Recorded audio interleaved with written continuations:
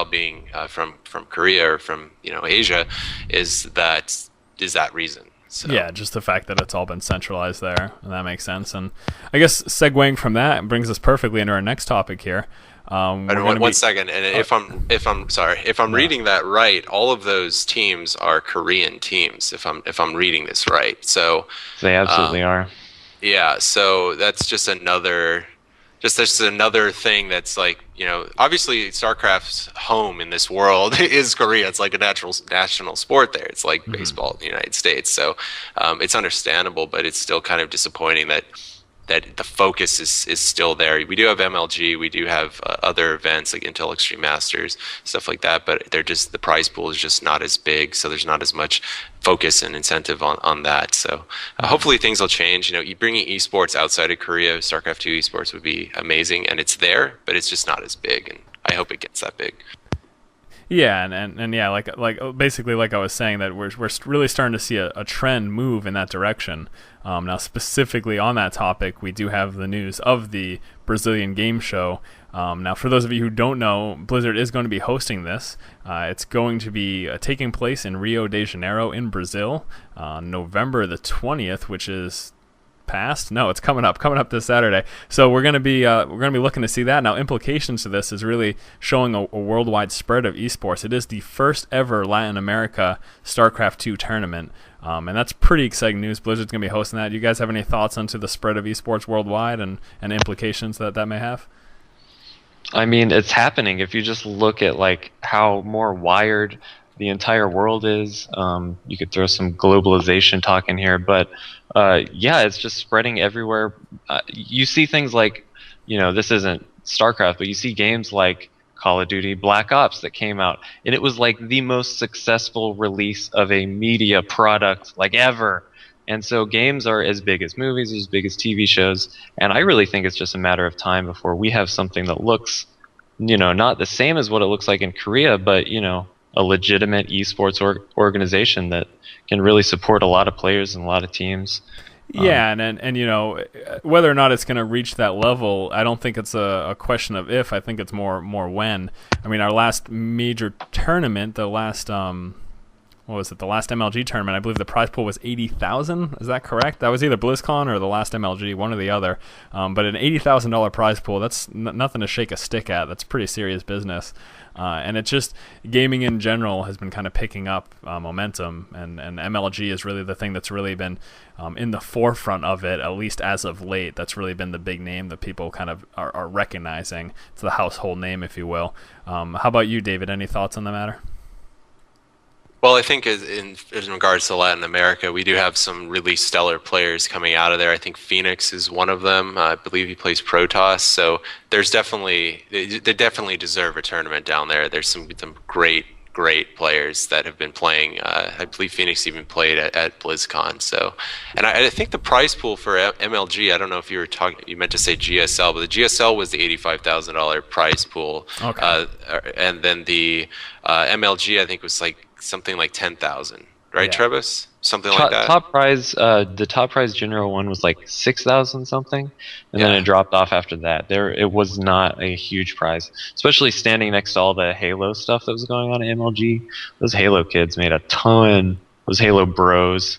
That was like the most bro part of that event was all the Halo people. That's really funny. So maybe Blizzard can throw some more money into esports here in America. I mean, they certainly have it from all those WoW subscriptions. So maybe funneling some of that money into like they did over in Korea. At least I think. I mean, I don't know their inner workings of their business, but I'm pretty sure that money, the prize pool, is probably coming from Blizzard.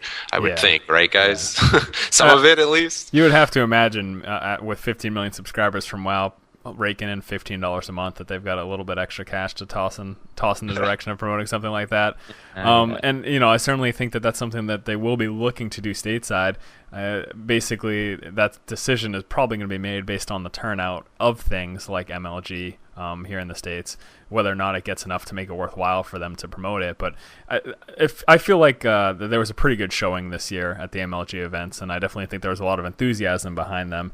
At the very least, I know BlizzCon people were really excited about those games, and I believe they had Day 9 casting Day 9 Cast, Day 9 and Tasteless, and I think Artosis was there as well. Is that correct? Was he? Mhm. I know for sure that you watched that, Vitensby.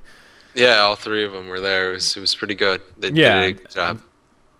yeah. So that's that's definitely they're having a good showing, and it seems to be a good turnout. And with that, hopefully that support comes from Blizzard. All right, so moving on to some community news. Looking at the forums there, we're basically going to be spending some time trying to look for some hot topics and things that you guys are discussing. Now, for those of you who didn't play in the beta, you may not know, but it used to be the fact that when you rallied units or when you rallied buildings that were building units, when the units came out and they moved to whatever position that you had them rallied to, they would attack any enemy units that came within their path. Well, that has since been changed, as I'm sure you're aware. Any units that you've had rallied have been walking into Ultralisks and walking into the Fist of Zealots on a regular basis, and that's kind of forcing you to pay attention. So the topic of the post that we were looking at basically is focusing in on that and asking whether or not we think that should change back and be reverted to when it used to do an attack move, or if it should stay a move command and you should have to pay attention to your units as they're moving from point A to point B. So how about you, David? What do you think about that? I know that you played in beta. What do you feel the differences are and the pros and cons to both positions on that? Well, I think if they did change it so that it attack moves, it's a good thing if you're pushed back to your base and let's say I'm being attacked by Terran and they have, Marine Marauder Bioball right outside of my hatchery and I just spawned those new units. Well, those new units, if you didn't readjust your rally point to be like 2 pixels away from your hatch, will basically get insta-gibbed without having to do something. So in that situation, I could see like it would be helpful. But as far as like gameplay, like if you're sending a scouting marine across the map and then there's or if you're sending marines to kind of rally and you're not looking at the mini map, someone's force could just sneak by and you might not actually see that. So I think for gameplay wise, like it makes you be more aware of what's going on and makes you do more things. So it's not necessarily, I don't see this idea as being something that it just takes away things from the game, if you know what I mean. It makes you can get a little lazier in a sense. Now, is that necessarily a bad thing? I mean, I remember the way it used to be, and it would just rally out, and people wouldn't have to worry about their units dying on the way over there. So, and if like if your little 4 barracks units just popped out, and there was a couple Zerglings there to pick them off, they would just attack back. And that kind of made it so that it rewards players that didn't necessarily have the skill to do that, which isn't always a bad thing for new players. But once you get used to the game, you should be more aware of things and be in control of your units, which is what an RTS game is all about. It's about the strategy, but it's also about the unit control. So I think it would take more away from the game adding this back in than anything else. So what do you guys think about it? Yeah, I mean, I think that I'm sorry there, Bobby. I think that that's the general idea and the purpose behind why they had done that was to try to make it so that not so that it was less noob friendly, but that it was more skill intensive. Being the game really that what Blizzard is trying to promote and what they're trying to push is a competitive game, which involves constant awareness, constant attention, and having those extra tasks, having to have a higher APM to do all these things at one time is, I think, kind of their focus in that. Now, specifically with you, Bobby, have you noticed in your own games or just in watching over games how much of an effect that has had on people, or basically how that's played out for people? I mean, it can have all kinds of different impacts on all different skill levels. My, what I was basically wondering about is, would it actually be a good thing if they did, implement some kind of thing where you could actually change it, Because I feel like that would be another thing to increase the skill ceiling of the game, if that's what we're talking about here, is if you could have different rally points, one where it's a move command and one where it's an attack move command. Mm-hmm.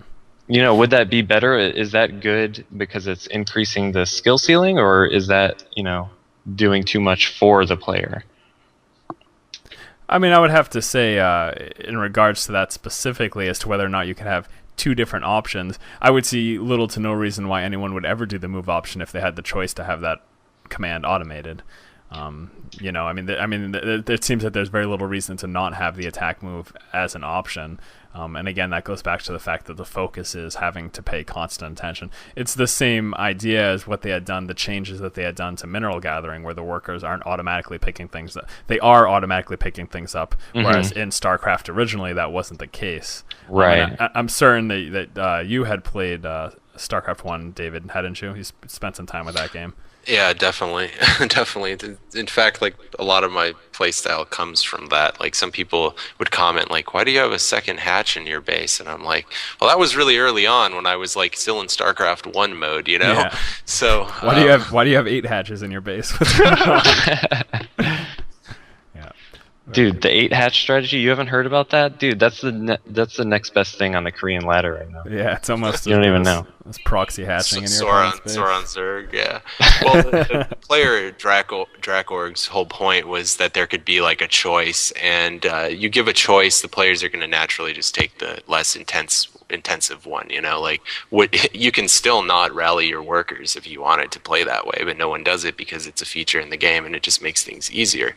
You know, rallying your SCVs from your command center, rallying your probes straight to the mineral line. So based off of that example, yeah, that's a choice right there. You don't have to rally there, but everyone does it. So this post, I don't think adds anything to the game. I think it would lower the skill ceiling, which is not necessarily a bad thing for new players, but once you get adjusted to the game, it takes away possibilities. You just are less aware. You know, like I gave the example, like one of the things that Zerglings do is pick off individual zealots that are rallying to the battle. That's how the whole way you defend against a zealot rush is by picking off that one zealot that just is coming in. You don't fight the main force. You try to pick them off one at a time. So if someone is automatically attacked move from there, then there's no micro to it. You know what I mean? There's no...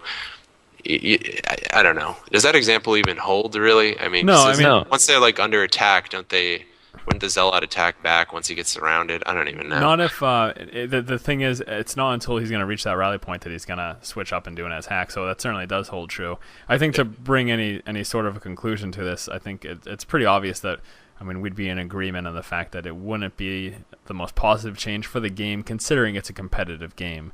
I think that, you know, you should be able to take full advantage of the fact that your opponent isn't fully aware of the situation and they're not paying attention to all their units. This whole game is about, you know, macro and micro management and having to have constant awareness of everything that's going on the map, and that's what's going to make you a good player. So if your opponent's not paying attention to a rallied unit and you get to pick it off, well, you should take advantage of your awareness over their lack of awareness. And even in more like minute situations, like you had said, if your base is under attack and you have a Zergling rallied to a point beyond where some units are, and you forget to re-rally it, then you're going to lose that unit because he's just going to walk right by and get shot in the face until he's dead. And so it forces people, you know, into that situation where they're having to pay attention. So and checking your rally point is a good thing to get used to. That's what you do. Like there's good players that do that, and then there's players that learn to do that. You know, that's part of learning. It's part of learning to play the game. Someone mentioned in this thread, this is not clickcraft.